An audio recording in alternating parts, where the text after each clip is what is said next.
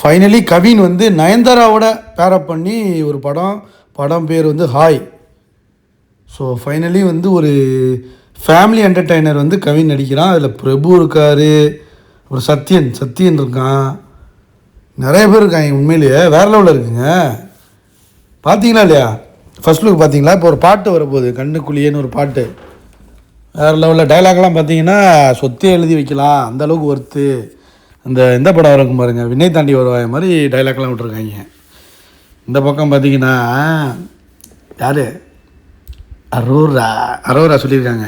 அரோராட்ட கேள்வி கேட்குறாங்க, இந்த மாதிரி நிஷா வந்து தோல் மேலே கையை போட்டுக்கிட்டு இந்த மாதிரி இத்தனை வருஷம் புருஷனோட இருந்தால் என் கூட வான்னு வந்து திவார் கேட்டிருக்காரு, இதை பற்றி நீங்கள் என்ன சொல்கிறீங்க?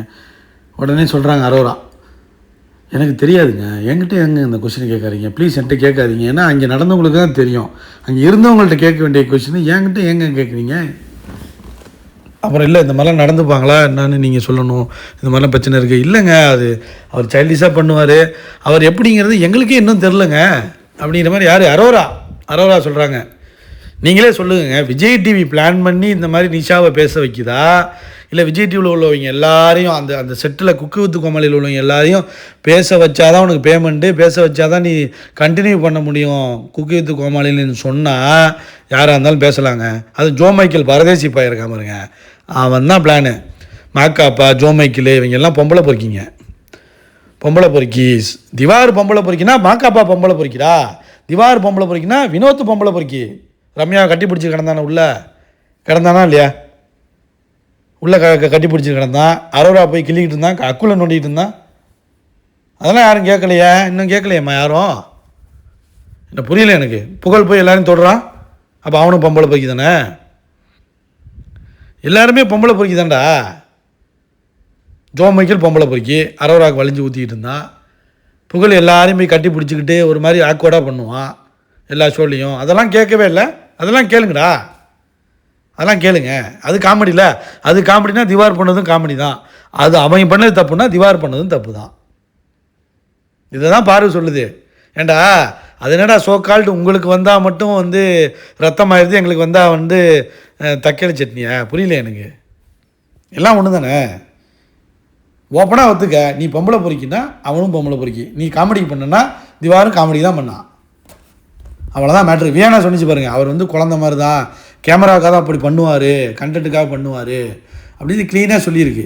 இப்போ நிஷா பேசுதுன்னா நிஷாவை பேச வச்சுருக்காங்க. அது மூஞ்ச பார்த்தீங்களா? அது பேசுகிறதே வந்து பயந்துக்கிட்டு பேசுகிற மாதிரி இருக்குது. விஜய் டிவி மிரட்டி பேச வைக்கலாம்ல, அந்த கோணத்துலையும் பார்ப்போம்ப்பா.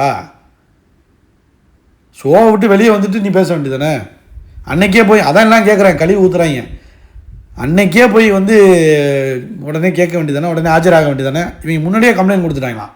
அதை கொடுக்குறது யார், சொல்கிறது யார்? இவங்கெல்லாம் சொல்லலை, நிஷாவோ புகழோ இவங்கெல்லாம் சொல்லலை, சொல்கிறது ஜோ மைக்கேல்.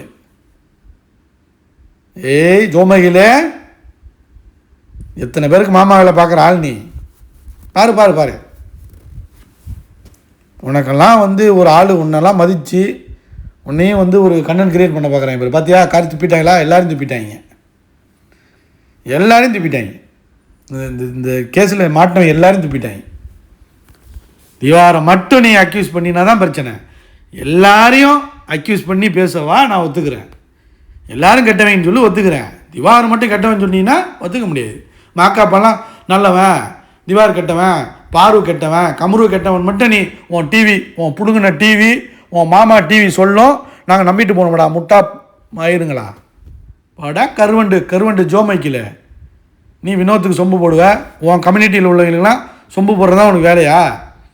பிக் பாஸு இந்த விஜய் டிவியில் வந்து ஜாதி மதம்லாம் கிடையாது. ஆனால் இவங்க ஒரு ஜாதி மாதிரி கிரியேட் பண்ணிக்கிட்டு இவங்களை தாழ்த்துறாங்க. ஒன்று அப்படி சொல்லுவாங்க, இல்லைன்னு வச்சுக்க பொம்பளை பொறுக்கின்னு சொல்லுவாங்க. இதெல்லாம் வந்து ஒரு ப்ரொபகண்டா மாதிரி பண்ணுறது. அதை அடித்து உடைச்சது பார்வை தான். மதுரைன்னா சொல்லி இந்த மாதிரி வந்து ரவுடிங்க இது பண்ணுறாங்க, அது பண்ணுறாங்க, ஜாதியை வச்சு இது பண்ணுறாங்க, பொம்பளை பொறுக்கிங்க அப்படின்னு சொல்லி எப்படியாவது ஃப்ரேம் பண்ண பார்க்குறாங்க. மதுரை அந்த சைடு உள்ளதெல்லாம் தென் மாவட்டத்தை ஃப்ரேம் பண்ணுறதுக்காக நடக்கிற வேலைங்க இது.